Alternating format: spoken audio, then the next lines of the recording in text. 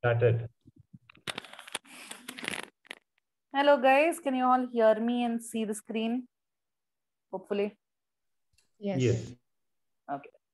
So good evening, and today's topic is state and trait approach to personality. Okay. It is the block 1, unit 2 of MPC 003. Our objectives for today will be defining personality, describing Alport's trait theory approach, elucidating the factors contributing to the Alport's theory of personality, describing Cattle's trait theory to understand personality, explaining the factors contributing to Cattle's personality theory, elucidate Eisenach's theory of trait and type approach, uh, explaining the factors contributing to extraversion, neuroticism, uh, psychotism, elucidating the trait approach of Guilford to personality, analyzing the factors contributing to Guilford's idea of personality development, elucidating the five-factor model of personality, and describing and analyzing Ocean. So, what exactly is personality? Yesterday, Soundarya has explained what personality is. So, this definition has been derived from the dictionary of APA, which is the American Psychological Association. Personality is the enduring configuration of characteristics and behavior that comprises an individual's unique adjustment to life. It includes major traits, interests, drives, values, self concepts, abilities, and emotional patterns. Personality is generally viewed as a complex, dynamic integration or totality shaped by many forces, including hereditary and constitutional tendencies, physical maturation, early training, identification with significant individuals and groups, culturally conditioned values and roles, and critical experiences and relationships.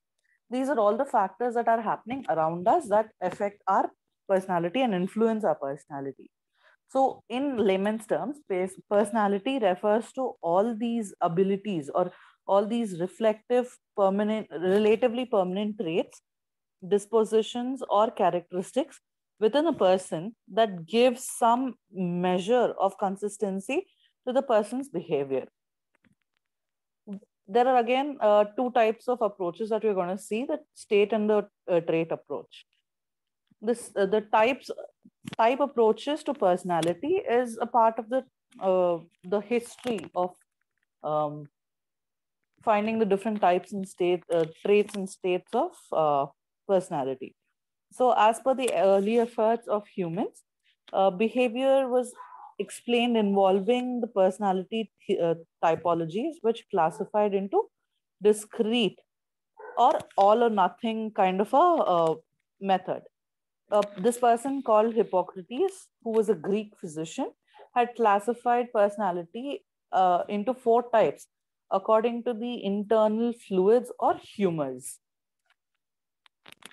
Those four type of basic fluids that were there in our body were blood, phlegm, black bile, and yellow bile.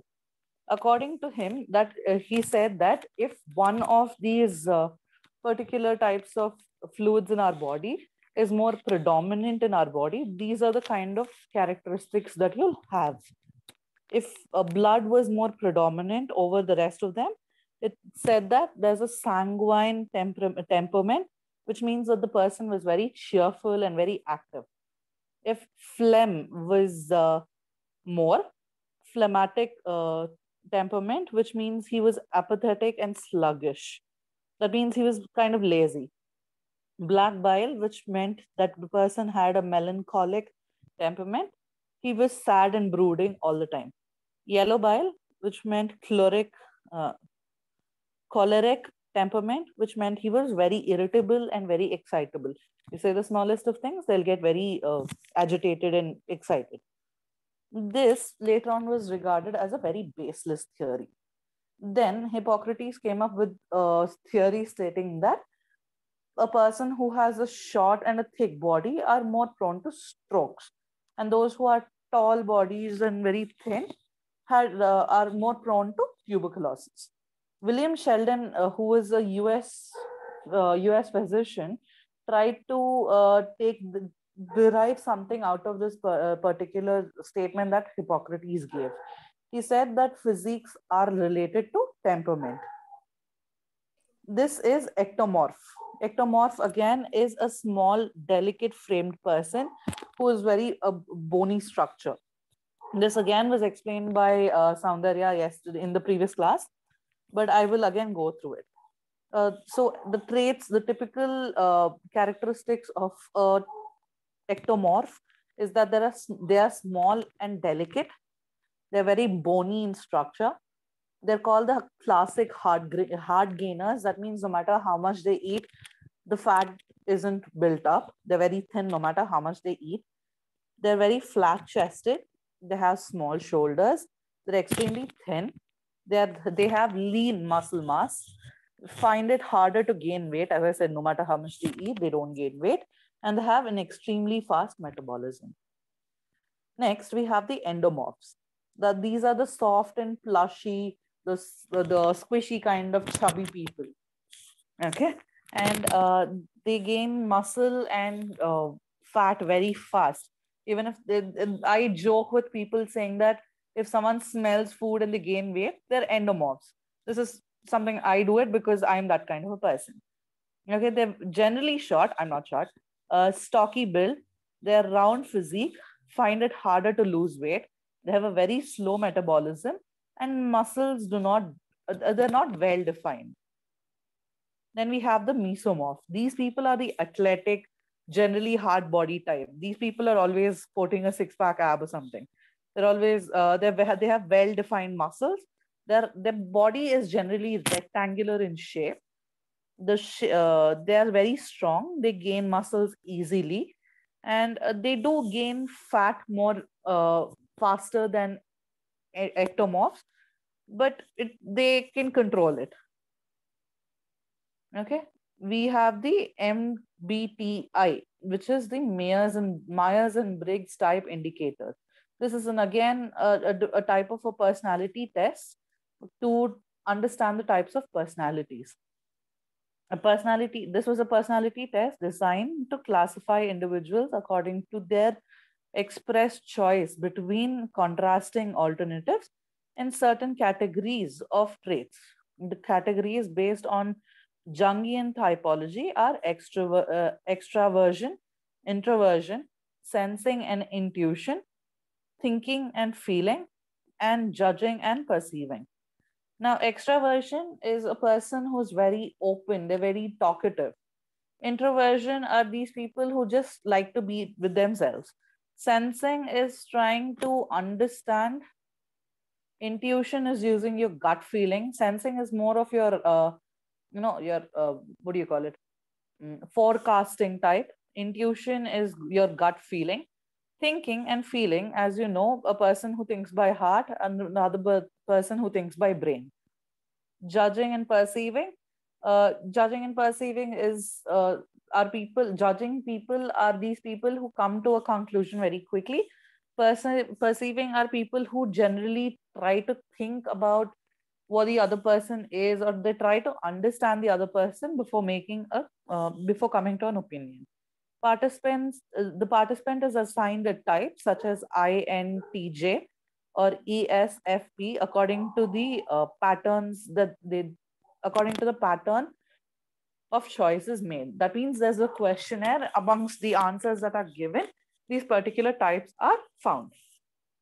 Now, if you see a person, for example, who receives the type of ESFP, that is extroverted, sensing, feeling, and perception, are classified, are of the classification that would characterize them as outgoing, easygoing, accepting, friendly, and would be considered the best in the best situations where people need common sense to think. and are practical, and they have a practical ability with the people around them. Okay, and in the example that I've given in the photo, you can see Fred and George Weasley, who are characters from Harry Potter series. And if you know who they are, you'll understand this particular type very easily. Type approach to personality apparently fails in its mission to provide a satisfactory classification system, because there are many people who cannot be fitted into a prescribed type. That means these particular types as ISTJ, ISFJ, INFJ, all these people are a particular type of people. But apart from these also, there are other type of people, according to other people who do not want to look at this type approach. And they say that there are many more people who do not fall into this particular type, which means that this particular approach has failed. Okay, they say that the type robs the uniqueness of a person by placing the person into a preconceived category. Now, this is a chart of all the people that you see in Harry Potter series, along with their type. Trait approach or theories, right? That's the trait approach or trait theory. An enduring personality characteristic that describes or determines an individual's behavior across a range of situations. This is what trait approach is. In genetics, an attribute resulting from a hereditary predisposition, such as the hair color or facial features, are all a part of your trait approach. In item response theory, an individual's level of competence on a certain task or aptitude measurement. This is how, that means, what it means is how well they can test in the competence kind of a task, right? A task which tests their competence. Type approach assumes that there are separate and discontinuous categories into which a person fits, whereas trait approach assumes that there are continuous dimensions such as warmth, extraversion, etc., that vary in quality as well as degree. This talks about the difference between your type and your trait approach. That is your state in your trait approach. Alport's trait approach is one of the major approaches that we are going through. Alport is known as an idiographic trait theorist. As you all know, previous class that was taken by Soundarya, previous session that was taken by Soundarya, she said Alport had actually gone through a dictionary trying to find out the meaning of personality, right? Or trait as such. And he found many such definitions and all that. And out of which he compiled his particular trait approach or trait theory. Alport is known as an idiographic trait theorist who has a strong belief that each person has some unique as well as some common characteristics that together form a unique combination of traits. We can infer the existence of a trait by observing consistencies in the behavior of the person. That means while observing the person, we can see patterns that are there, which generally talk about his characteristic or behavior. Sorry. This is how the Alport trait approach is classified. It is first classified into common traits and individual traits. Under individual traits, there are three more subdivisions, which are the cardinal trait, central trait, and the secondary trait. Common traits are these traits that are generally seen in everybody in a particular culture, right? They're common to many people in the culture around us. That is being quiet in front of our elders, showing respect to elders, making polite behavior, or making a very polite conversation is what is common to an Indian culture. Individual traits are mostly traits that are unique to the person. They're also called as personal disposition, and these are traits that are unique to the person. These are more important than common traits. Again, as I said, there are three types of individual traits, which are your cardinal traits, central traits, and secondary traits. What is a cardinal trait? It's a pervasive, dominant, and it is something that is pervasive, dominant, and outstanding in the life, that every behavior seems to be traceable to it. For example, Mahatma Gandhi ji was very, very peace loving. He was a great believer in non-violence, right? So whatever he did, whatever he spoke, whatever action that he has performed was revolving around these particular things, that is peace loving and non-violence. Central traits. Central traits are the traits that are generally listed, carefully listed in a letter of recommendation. So when your boss is writing a letter of recommendation for you, for your next company or for a promotion, and these are the common characteristics that they write about you in that letter. Suppose friendliness, dominance, self-centeredness, otherwise being very kind, helpful, very hardworking. All these are your central traits. Each person or any person has at least 5 to 10 such outstanding traits, right? Now, secondary traits. This is the final of the individual traits. This is the less conspicuous trait. This is the less consistent and the least generalized, as well as relevant to the definition of personalities. These do not exactly define you, right? It is not like your common trait. It is not like your cardinal or your central trait. These are something that is unique to you. These are traits that make you different, feel different from other people, such as the way you eat, such as the way you dress, such as uh, your attitude. That is your food habits, your hairstyles, and your specific attitudes. Now, these traits are dynamic and they possess motivational power. That means these traits are generally what make you you. And these individual traits, which are less intensively experienced through possessing more motivational powers, are said to be are more stylistic. As in, whatever motivates you, whatever character, suppose your central or your cardinal traits are more stylistic in nature, said to be more stylistic in nature because they motivate you the most. Alport held that personality is not just a mere bundle of unrelated traits, rather, it was an embodied, or it embodies a unity, consistency, and integration of traits. That means all these traits, your common traits, your individual traits, all these combined together at different percentages make you you.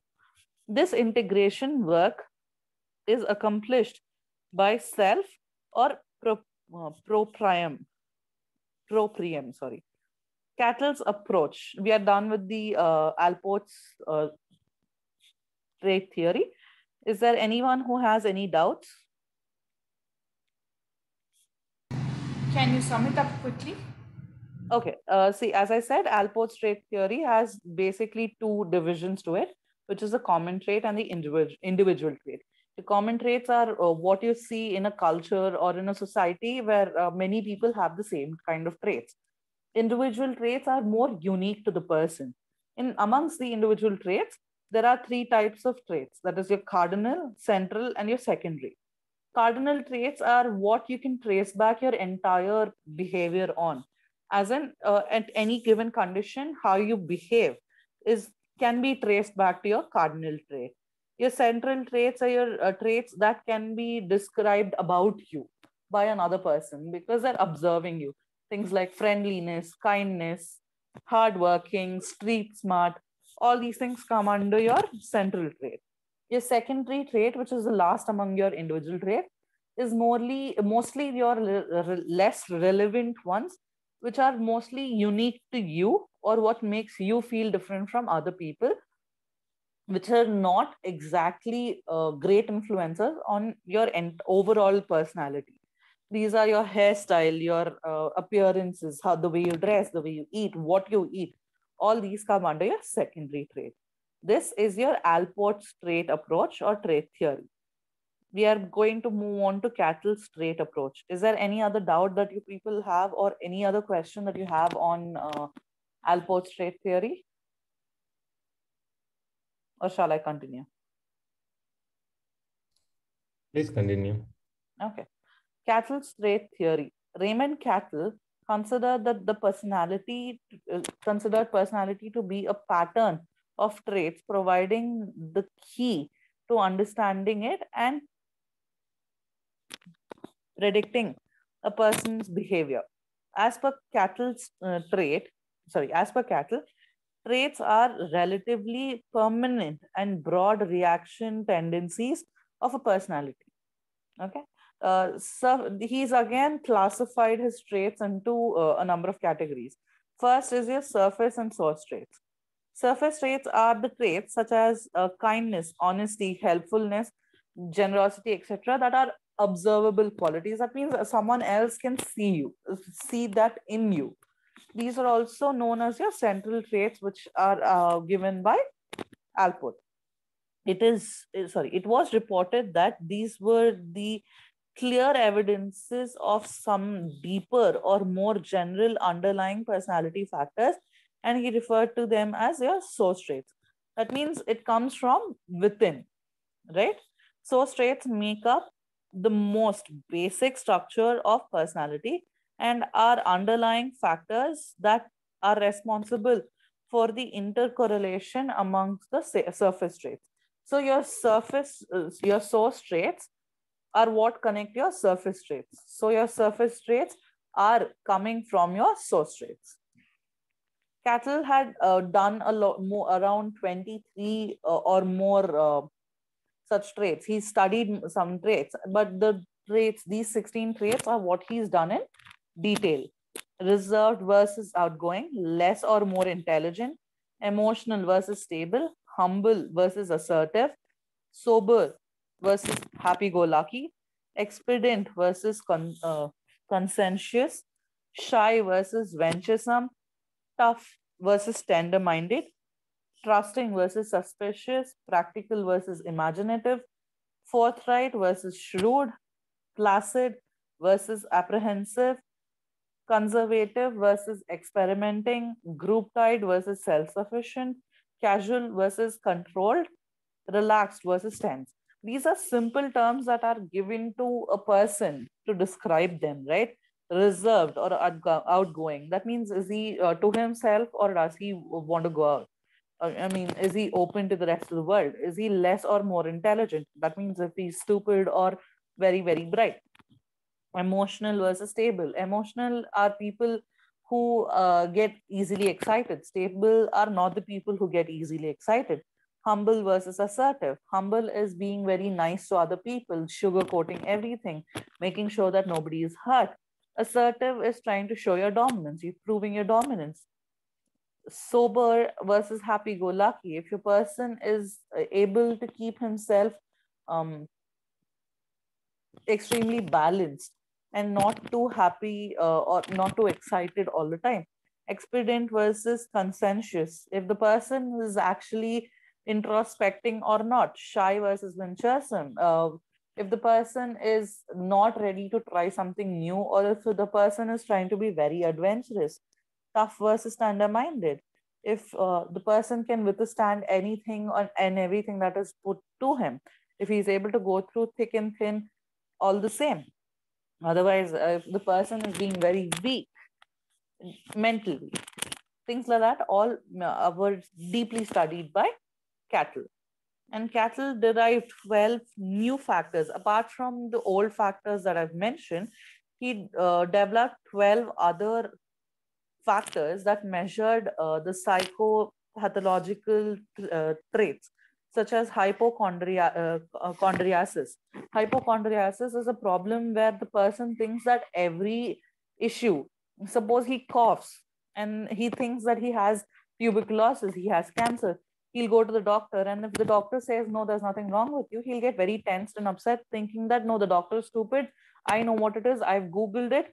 This person, this website says this website says that, I must have something. These are the type of people who go to a doctor and feel very happy after they get medication. because they think there's something wrong with them all the time. They feel that all the ailments are there, there's only, and they're only facing it. Zestfulness is being hyperactive. Brooding discontent is not being happy and being very sulky about it.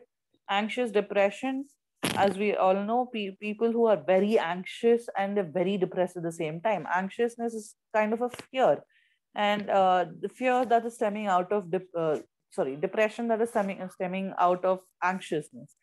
Energy, euphoria, these hyperactive types. Guilty and resentment, people who generally are out of a PTSD, or of having survivor's guilt. All these kind of people are also a part of this. Bored depression, the person is very depressed because he's nothing productive to do. He's burnt out. Paranoia is where a person feels that everybody is talking bad about him, or he has a feeling that he's being constantly watched. He's always agitated, irritated, and very excitable at any point of time. Psychopathic deviation, I'm not exactly sure what that is. Schizophrenia is where the person thinks he can hear and see stuff. He is generally able to hear things that make them do stuff that are not advisable. Then psychasthenia, I'm not sure what that is. General what is that? Psychosis, not exactly sure what that is as well. Apart from your surface and source traits, there's also your constitutional and environment traits. Constitutional traits are those traits which are determined by your nature or biology. That is basically your hereditary traits, the traits that have come from your family. Environmental mold traits are those which are determined by nature, that is, by experience gained through interaction with the environment. This is again your nature versus nurture in some extent. Through a complicated statistical technique called the MAVA, that is multiple abstract variance analysis, Cattle was able to assess the degree to which various traits are determined either by environmental or genetically determined factors. Then comes your ability, temperament, and dynamic traits. Your ability trait refers to the person's skill in dealing with environmental and goals set, right? So if you're moving to a different place, if different country, you do not know the language that is being spoken there, how quickly you pick up is one of your ability traits. For example, intelligence, language, all these are part of your ability trait. Temperament trait refers to the stylistic tendencies that largely show how a person moves towards a goal. If you're being very aggressive, if you're being very street smart, if you're being hardworking, irritable, easygoing, being moody, all these things are part of your temperament trait. Then we move on to your dynamic trait. Dynamic traits are where the person's motivation and interests which set the person in action towards the goal. So whatever interests you, now your interest is to help someone get out of a mental health issue. That is why you've joined psychology. That was your motivation towards the goal of being a psychologist. There are three types of dynamic traits which constitute attitudes, urges, and sentiment. Attitudes are the dynamic surface trait which display specific manifestations of underlying motives. It is a settled way of thinking or feeling about something. It is how you think, judge, perceive about a certain particular situation or the environment around you. Urges are constitutional dynamic source traits. Urges generally denote a type of innate dynamic trait that directs an individual towards a goal and provides the motivational energy to need it, to obtain it. That is, if your motivation is to get something to eat, it is because you're hungry. You're being your parental protectiveness, it is because you love your child so much. Curiosity is to learn new things. Escape is to try to get away from an undesired situation. Pugnacity, I'm not exactly sure what that means. Acquisitiveness, self-assertion, narcissistic sex, these are all a part of your urges or urges. Sentiment again focuses on the social object, and it is an environmental model dynamic source. What it means is your environment is a part of what influences your sentiment. We move on to the Eisenach's type and trait hierarchy. Before we move on, is there anyone with any questions?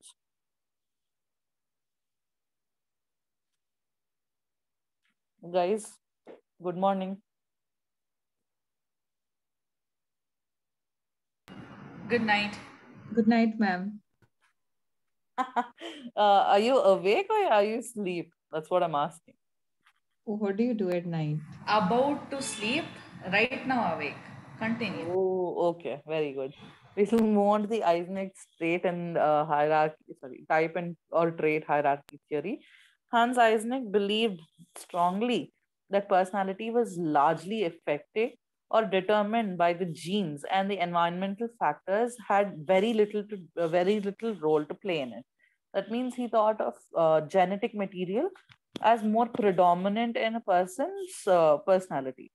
He was of the opinion that personality is more or less stable and an enduring organization of a person's characteristic, temperament, intellect, and physique. Regularly occurring response from habits and regularly occurring responses form habits, and related habits form traits, and several traits clustered together constitute a type, or also known as a superfactor. Based on the factor analysis done by Eisenach, he came up with two major factors: extraversion and introversion, neuroticism and stability. But later on, he also added a third type, which is your psychotism and impulse control.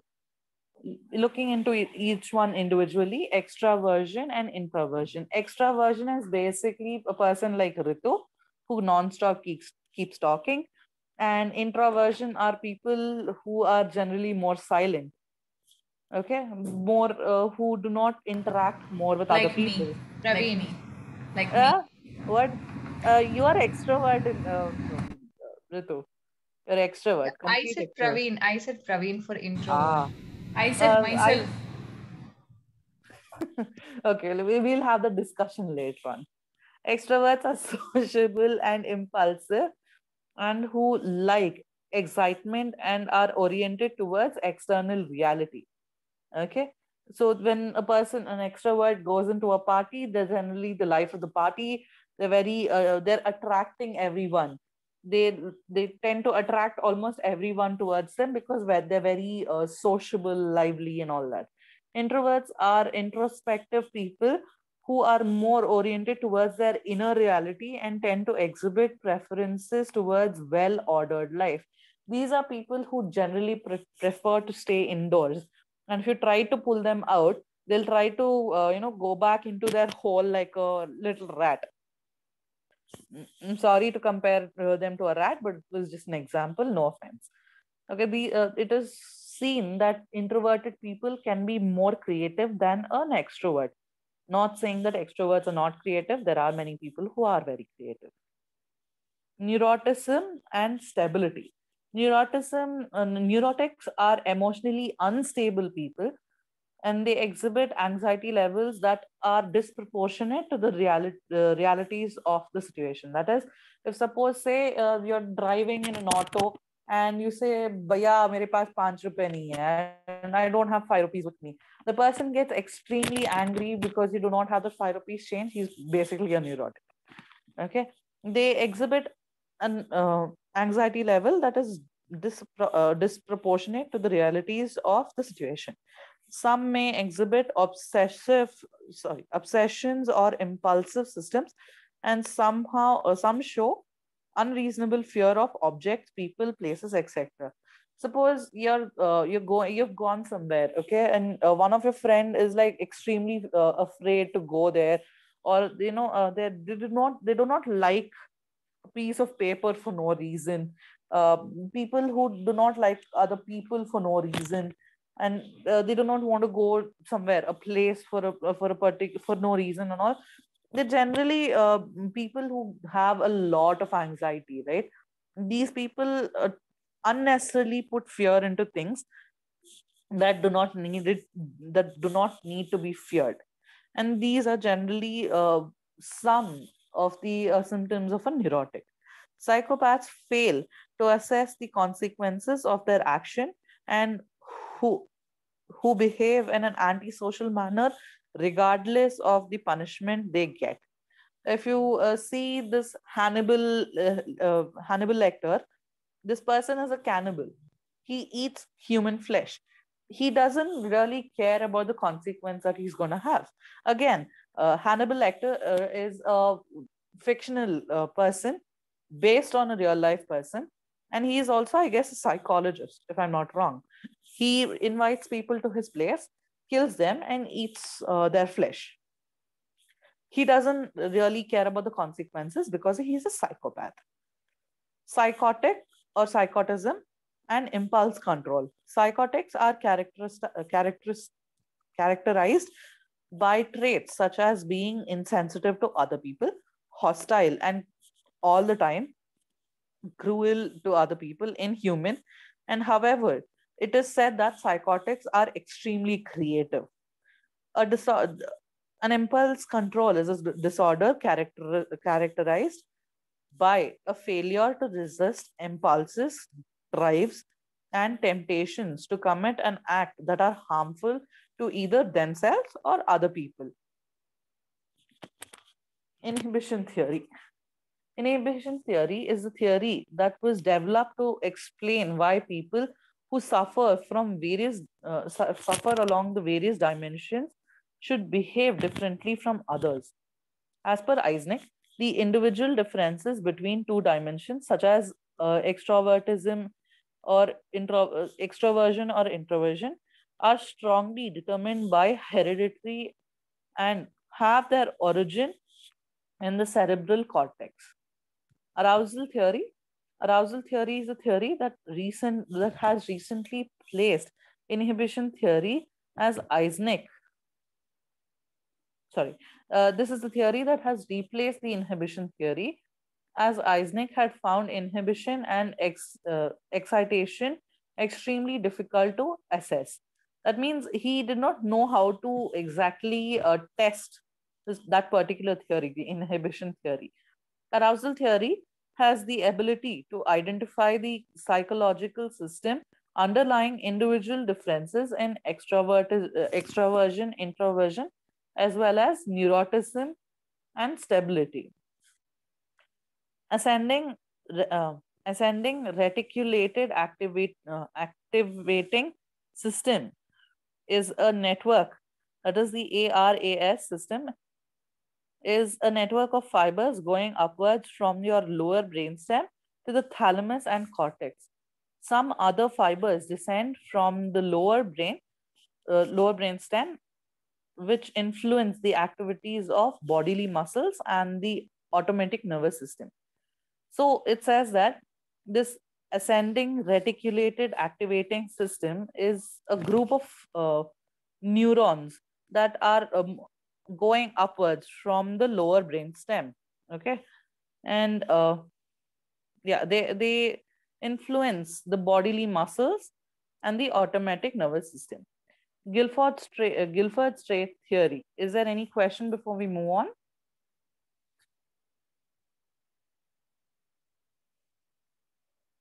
Guys, response please. No questions. Okay. Guilford's trait theory. Guilford defined personality as a state that an individual personality is nothing but the individual's unique patterns of traits. Again, they're talking about the different types of traits that a person has, mixing and matching it at different levels to form a personality. For Guilford, trait is any distinguishable, relatively enduring way in which one person differs from another. Okay, as per Guilford, there are 7 modalities to trait. That is psychological, morphological, needs, interest, attitude, aptitude, and temperament. Morphological and psychological traits, they're known as the somatic traits because they're more related to your understanding, right? Your psychological traits include the physical functions such as heart rate, breathing rate, hormone levels, sugar levels, etc. That is basically related to your body, physiological factors. Morphological traits are such things as physical attributes, which are your physique, your head size, length of limbs, etc.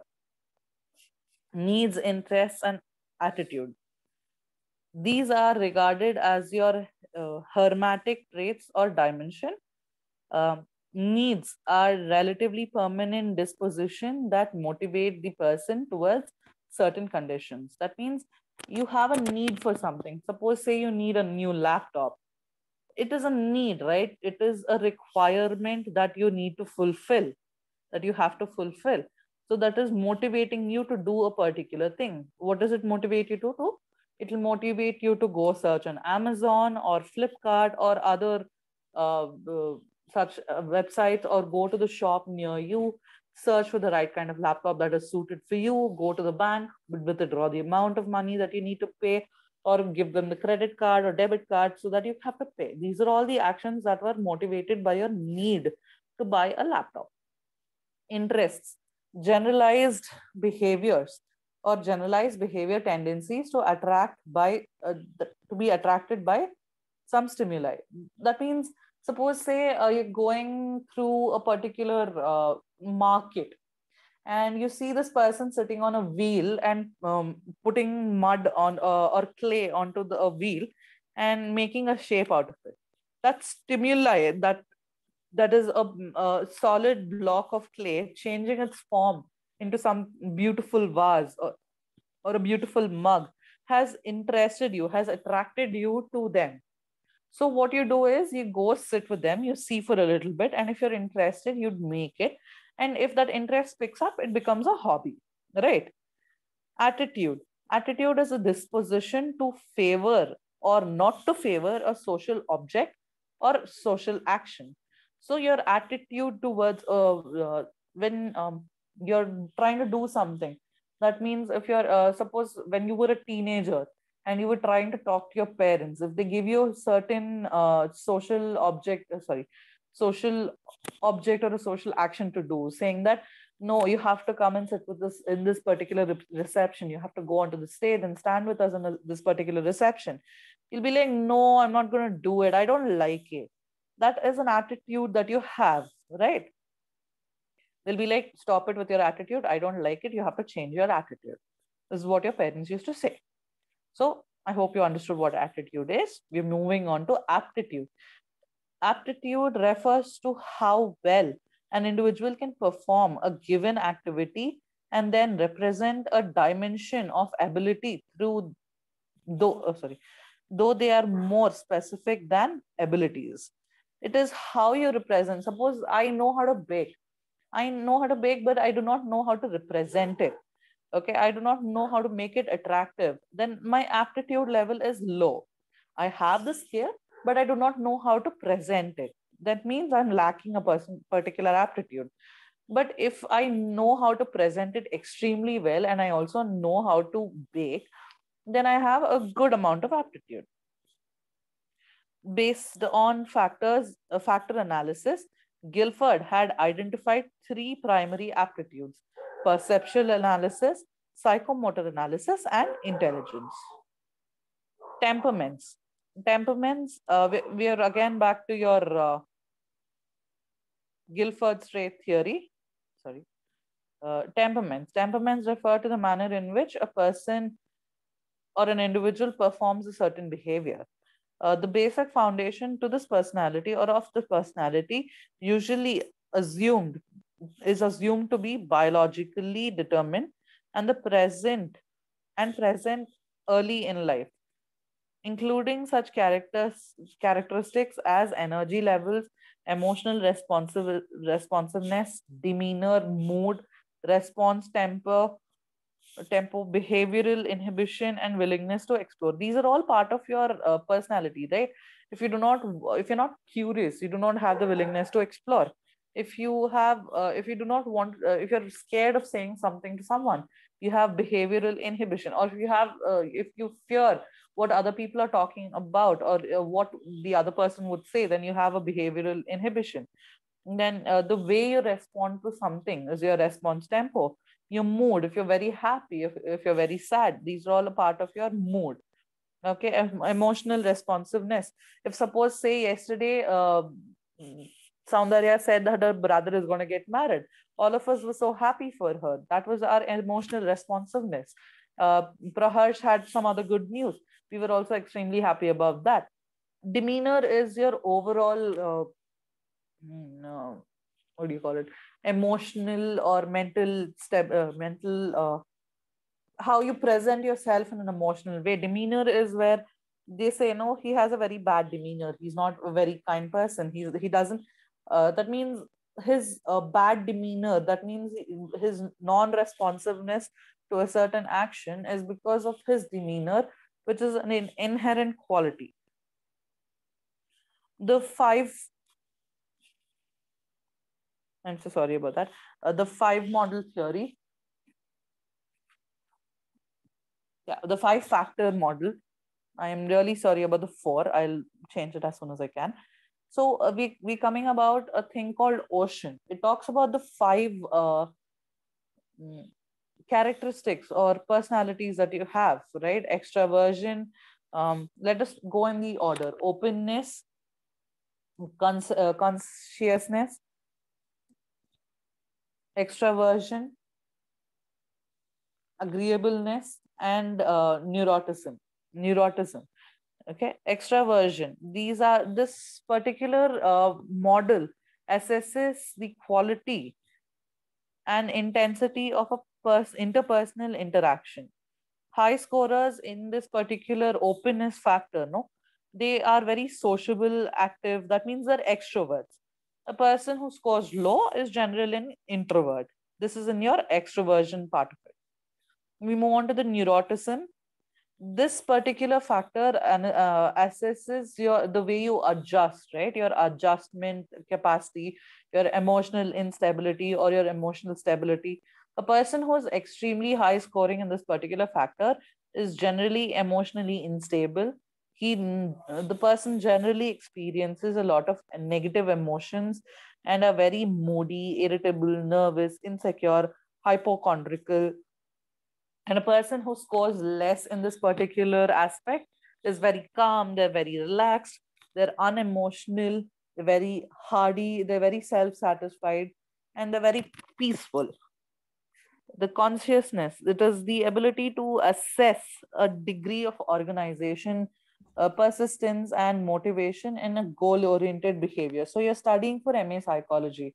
How oriented you are towards this goal of being a psychologist is what is motivating you to do that particular to perform the particular act. A person who's extremely high scoring or high scoring in this particular factor is more dependable, they're organized, they're very hardworking, responsible, reliable, and very thorough.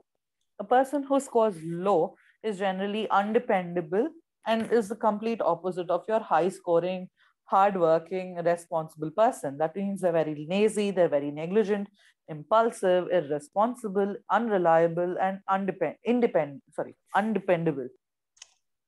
Agreeableness. Agreeableness is Vasu, yeah, can you step back? sure. I want to make a correction here because everyone does that and takes it for a different turn. The word is conscientiousness, not Sorry. conscious. Sorry, my bad. Thank you. Thank you so much. Why I wanted to correct Consciousness. you is that people take it for the wrong word with the wrong meaning. True. Thank you so much, Praharsh. Conscientiousness. Conscientiousness. Conscientiousness. Yeah. Thank you so much. Okay. Okay, we're moving on. Agreeableness agreeableness generally assesses the quality of interpersonal orientation ranging from compassion to antagonism. in thinking, feeling, and acting. This is something that all of us need to score high in because we need to be soft hearted, good natured, trusting, helpful, straightforward, and forgiving. This is generally what I think a proper psychologist should be. And they should be very, soft hearted. That means they have to be able to empathize with the other person. A low scoring person is generally cynical, vengeful, suspicious, uncooperative, irritable, and manipulative.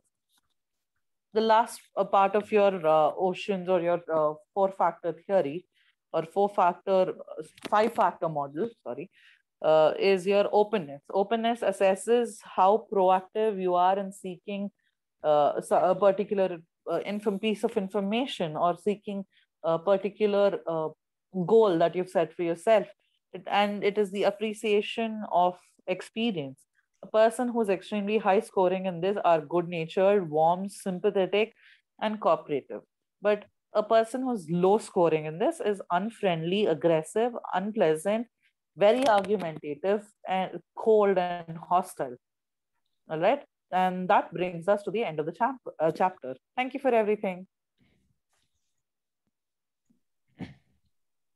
Could you stop recording? Just a minute. Yeah, please stop recording.